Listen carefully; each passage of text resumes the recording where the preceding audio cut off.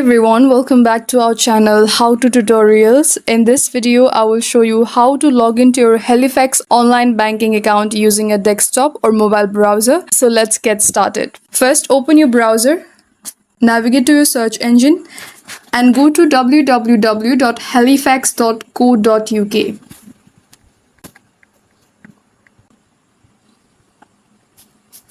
Always double check that the site is secure. On the top right corner of the home page, tap the sign in button.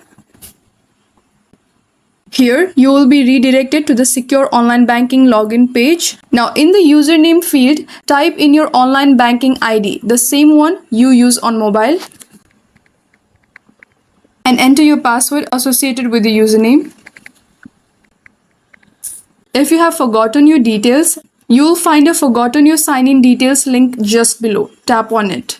And here you have this optional checkbox to save your ID for future logins, only use on a personal device. And when you further scroll down, you will find these links like registered for internet banking.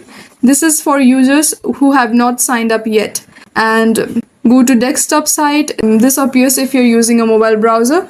And the security help, contact us. These are located at the bottom of the page for quick support and policies. Once done, tap continue to log in.